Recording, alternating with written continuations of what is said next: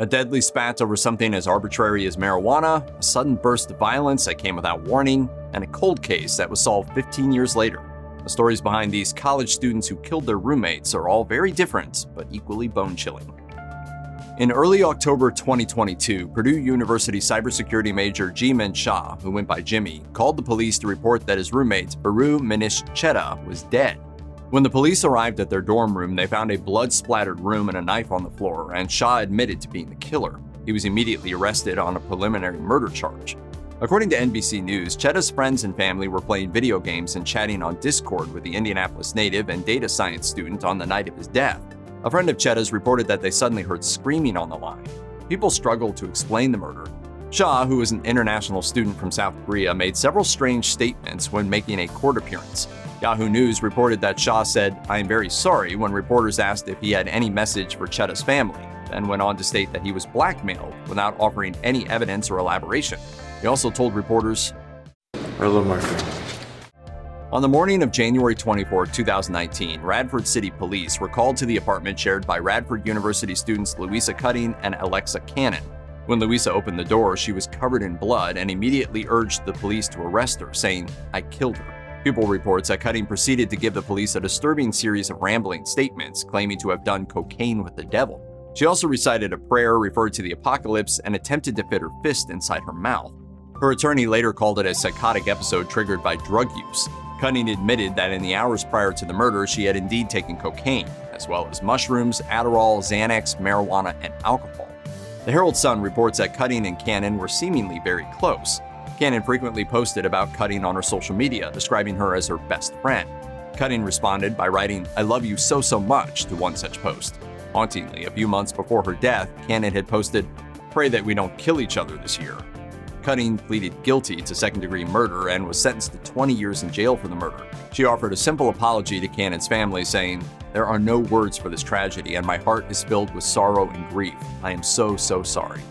Caitlin Skaggs, a spokesperson for Radford University, told WSLS 10, "We are feeling devastated that we have lost one of our own, a Highlander with true promise and a future." According to Atlanta News First, Clark Atlanta University student Jordyn Jones and Alexis Crawford appeared to be more than just roommates in an off-campus apartment, but best friends.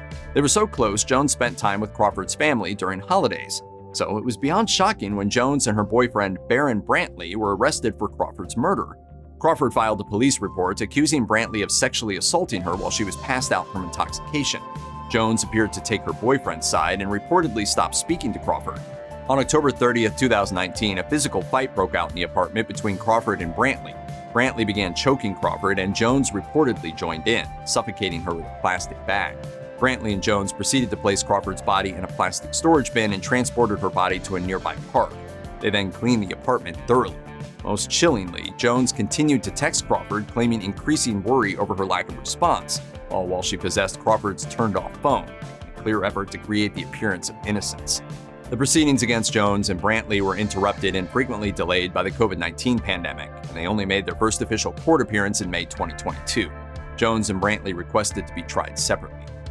In 2007, a man named Gordon Knutson became concerned when he hadn't heard from his daughter, Anita, in several days. He drove to her apartment in Minot, North Dakota, where Anita had been studying elementary education at Minot State University, and discovered her dead body.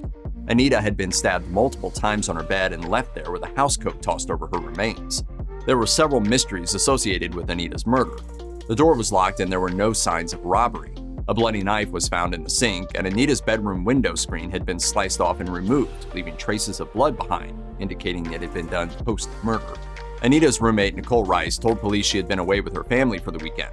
However, there were inconsistencies in her story, and friends told police that Rice and Anita didn't get along as roommates. Police struggled to put together evidence. They received tips that Rice had admitted to the killing at a party in either 2008 or 2009, but couldn't identify a specific witness until March 2022, when they tracked down William May, who confirmed the reports. May claimed he had attempted to get Rice to elaborate, but had been unsuccessful. Police re-interviewed several people, including Rice, and finally arrested her and charged her with Anita Knutson's murder 15 years after her death. Minot Chief of Police John Klug said of the investigation during a press conference, "Other than hard work and dedication by our department, I can't say that there's anything that got us there." Tong Cheng was a former student at the Stevens Institute of Technology, living in an apartment in Jersey City with Yuting Zhe, a current student. On a Saturday morning in 2020, several neighbors heard Cheng and Zhe arguing, as well as Zhe screaming for mercy in Chinese and a thumping noise, according to NorthJersey.com. Despite these disturbing incidents, no one called the police. When Zhe and Cheng's other roommate noticed blood in their shared bathroom the next morning, several people finally called 911. It was too late. Police found Zhe in the apartment, stabbed to death. The evidence against Cheng quickly piled up. Police reviewed surveillance video that showed Cheng with what appeared to be bloodstains on his shirt. Cheng was admitted to the local hospital for a hand wound later in the morning. Police quickly tracked Cheng down at a nearby hotel and arrested him, charging him with first-degree murder. Cheng made no attempt to deny the charges and pleaded guilty to 1 count of aggravated manslaughter. The state asked that the court sentence Cheng to 30 years, invoking the state's No Early Release Act. However, Cheng was sentenced to 28 years by a Hudson County Superior Court judge on August 19, 2022. According to ABC 17 News, roommates Kundarrius Taylor and Torrance Evans had not gotten along for several weeks before Taylor shot and killed Evans after a heated argument. Taylor told investigating officers that Evans had disrespected him on many occasions, leading to a final deadly confrontation. Evans was a student at Central Methodist University, where he was an offensive lineman for the school's team.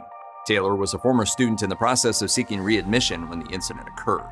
Evans was a popular student. The team held a moment of silence for Evans and took up a collection to cover his funeral expenses, and the university offered counseling services to help students deal with the shocking act of violence. Despite apparently admitting guilt to investigators, Taylor pleaded not guilty when he made his initial court appearance after the arrest. His lawyer requested he be released with electronic monitoring because he wasn't a threat to the community, and claimed he would argue self-defense at the trial because he felt threatened by Evans. However, the prosecuting attorney pointed out that Taylor said nothing about fearing for his life when he spoke to the police, and noted that he kept a firearm very near to a college campus. Taylor was denied bond, remaining in jail until his preliminary hearing. Back in 2011, a simple spat took a turn for the worst at Middle Tennessee State University, when Shanterrica Madden's roommate, star basketball player Tina Stewart, reported her for smoking marijuana in their off-campus apartment. An altercation ensued. It turned deadly when the much larger and more athletic Stewart began to physically assault Madden. Madden, who is 4 feet 11 inches tall, claimed she feared for her life as the 5 foot 7 inches Stewart began hitting her. After being arrested for Stewart's death, Madden pleaded self-defense. This might have worked except for one small detail. Madden attempted to cover up her involvement in the crime. She apparently made no attempt to help Stewart after stabbing her, sent texts from Stewart's phone to mislead anyone looking into the killing, and washed and disposed of the knife in a garbage dumpster.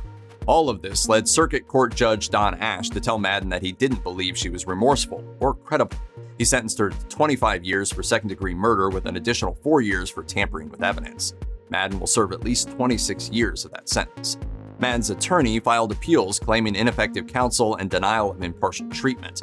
Madden claimed that Judge Ash was a Facebook friend of Tina Stewart's basketball coach, bringing his impartiality into question. Madden took the case to the Tennessee Supreme Court in 2020, but her appeal was denied. In 2009, Cal State Sacramento student Jordyn Jones was seen hitting himself with a baseball bat and smashing up his dorm room by several witnesses. 6 minutes later, his roommate Scott Hawkins entered the room.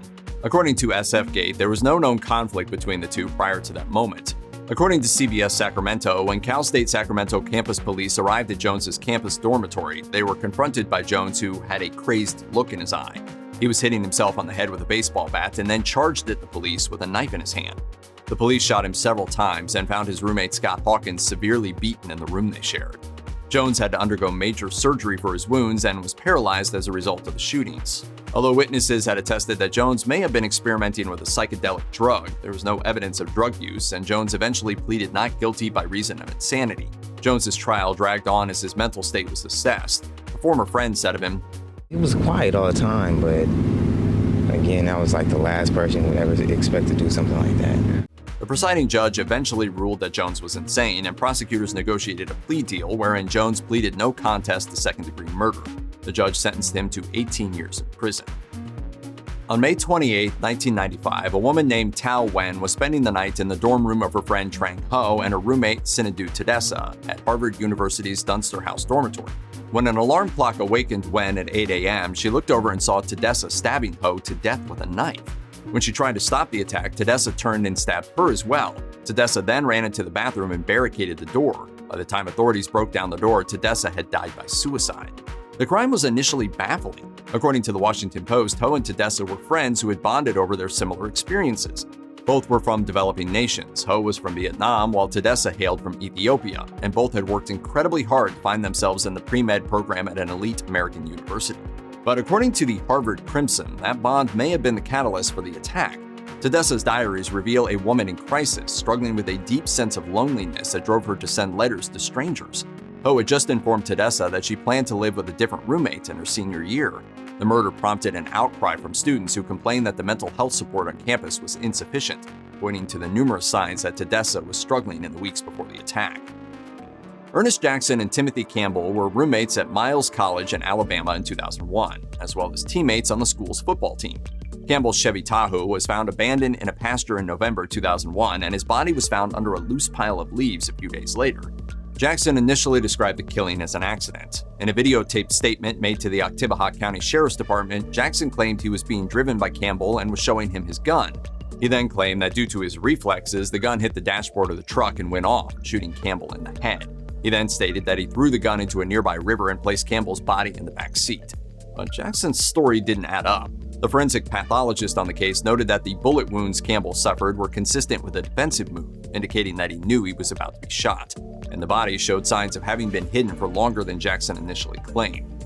Faced with these inconsistencies, Jackson eventually pleaded guilty to murder. The prosecutors believe robbery was the motivation for the killing, and Jackson received a life sentence. On August 27, 2016, Georgia State University roommates Breyana Davis and Charles Ruddison went out partying.